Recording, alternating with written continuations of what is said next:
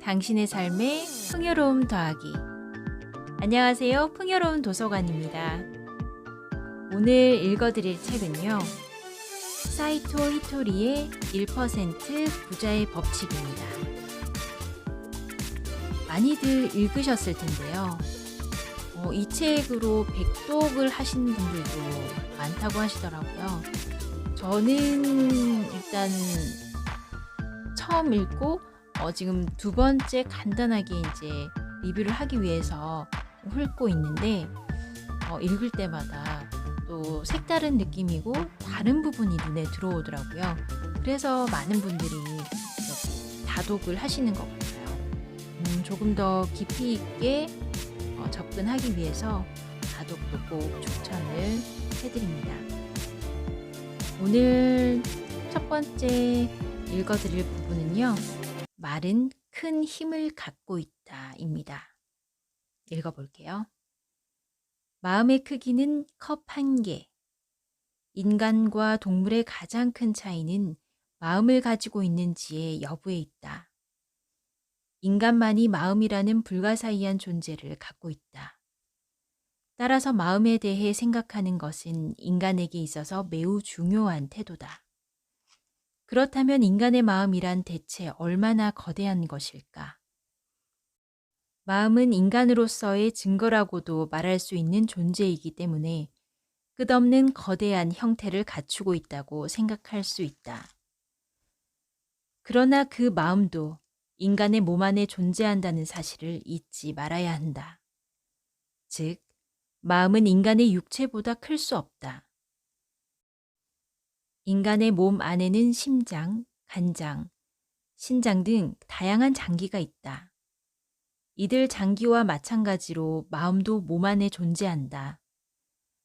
따라서 마음만이 거대한 공간을 차지하는 것은 결코 아니다.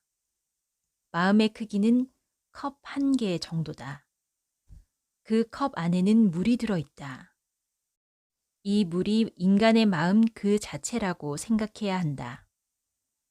그리고 성격이나 인간성은 이 물에 따라 결정된다. 맑은 물인지 아니면 흙탕물인지 마음에 액기 쓰인 물이 인간의 운명을 결정한다. 맑은 물이 들어있는 컵을 가지고 있는 사람의 인간성은 푸른 하늘에 비유할 수 있다. 하지만 흐린 물에 들어있는 컵을 가지고 있는 사람의 마음은 그 물과 마찬가지로 어둡고 혼탁하다. 마음속에 깨끗한 물을 담자. 사실 대부분의 사람들이 가지고 있는 물은 혼탁하다. 부지불식간에 자신을 비롯한 주변 사람들이 혼탁한 물을 컵에 떨어뜨리고 있기 때문이다. 혼탁한 물은 지금껏 자신이 한 말 또는 자기 자신에 대한 절망이나 포기나 질투 같은 말이다. 나는 정말 쓸모없는 인간이야. 무슨 일을 해도 되는 게 없어. 정말 돈 벌고 싶어. 이처럼 아무렇지 않게 함부로 말을 하는 사람들이 많다. 그리고 선생님이나 부모님께 다음과 같은 핀잔을 듣는 경우도 많다. 너는 왜 그렇게 공부를 안 하니? 이번에도 중간에 포기하는 거야? 그러니까 너는 안 된다는 거야.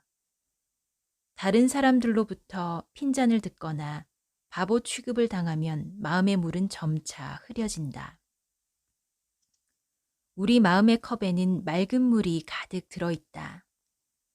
자기 자신에게 향한 말, 주변 사람들의 평가는 바로 이 컵에 떨어지는 또 다른 물이다.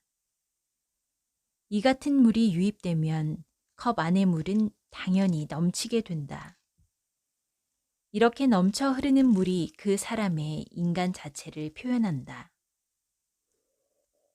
넘쳐 흐르는 물은 그 사람의 표정이나 태도 또는 행동으로 나타난다.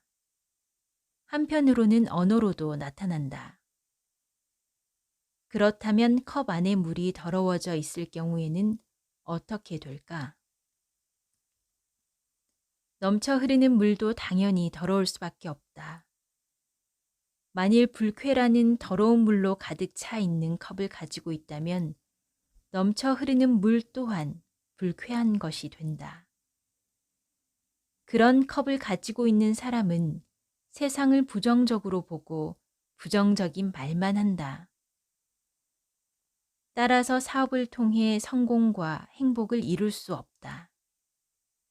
마음의 컵이 더러운 물로 가득 채워져 있는 동안에는 결코 행복해질 수 없다.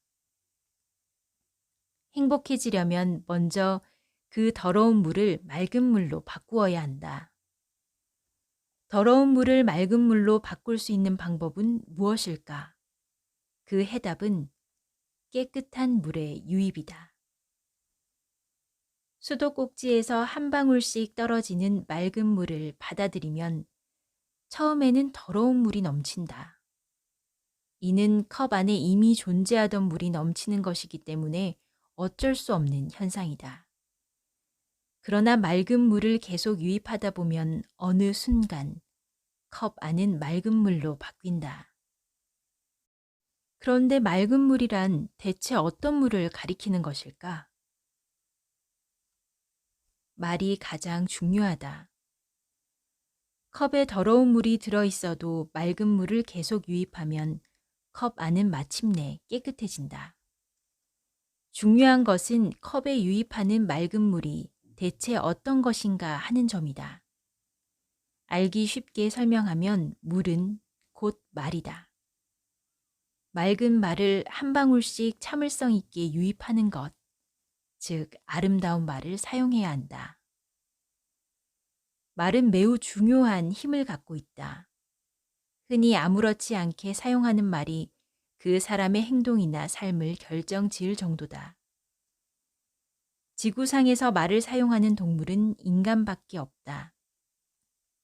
그렇기 때문에 인간은 무한대의 가능성을 갖추고 있다. 말의 힘과 그 말을 사용하는 인간의 위대한 가능성을 잘 알고 있던 인물이 바로 그리스도와 석가다. 두 사람은 다음과 같은 뜻깊은 가르침을 남겼다. 말이 가장 중요하다. 나는 행복해 라고 말하라. 아름다운 말을 사용하면 행복해진다. 말은 신이 사람에게만 부여한 위대한 능력이다. 그리고 그 능력이 낳은 최고의 걸작이야말로 웃음이다. 지구상에서 웃을 수 있는 생명체는 오직 사람뿐이다. 웃음은 말을 부여받은 사람만의 특권이다. 웃음은 사람을 즐겁게 만들어준다. 또한 기쁘게 만들어준다. 이렇게 생각해보면 유머는 신이 창출한 최고의 능력인 것이다. 하지만 유감스럽게도 사람들은 대부분 그 유머라는 위대한 능력을 충분히 활용하지 못하고 있다. 즐거운 인생, 행복한 인생은 유머를 통해 창출될 수 있다. 그런데도 대부분 이에 대해 진지하게 생각하지 않으니 정말 유감스러운 일이 아닐 수 없다. 말은 사람에게 매우 중요한 존재다. 마음의 컵에 유입되는 물이 말이라는 것, 그리고 컵 안을 맑은 물로 채우려면 평소 입에 담는 말을 잘 선별해야 한다는 사실을 명심해야 한다. 아름다운 말을 사용하면 행복해지고 거친 말을 사용하면 불행해진다. 이처럼 세상은 매우 단순한 구조로 이루어져 있다. 예를 들면 오랫동안 가난에 시달려온 사람은 늘 가난의 냄새가 물씬 풍기는 말을 자주 한다. 휴, 쥐꼬리만한 월급으로 생활해야 한다는 게 너무 힘들어. 돈이 없어서 움직일 수가 없어. 앞으로 어떻게 될지 불안해서 못 견디겠어. 긍정적인 말을 사용해야 돈이 들어오는데 오히려 부정적인 말을 해서 더러운 물을 유입하고 있는 것이다.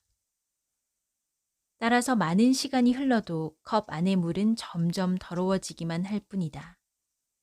이 같은 사람은 가난한 삶에서 결코 벗어날 수 없다.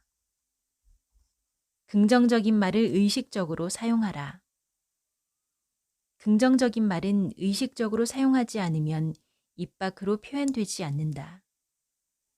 말은 사람의 뇌와 관계가 있기 때문이다. 사람의 뇌는 본능적으로 자신의 육체를 지키려고 한다. 따라서 나쁜 일이 발생할 전제 조건으로 사물을 생각한다. 요컨대 미리 걱정하는 것이다. 미리 걱정을 해버리면 정말 예상치 못한 사건이 발생해도 그 충격을 일정 정도 완화시킬 수 있기 때문이다. 구조조정을 당하면 어떻게 하지? 우리 아이는 머리가 나빠서 걱정이야.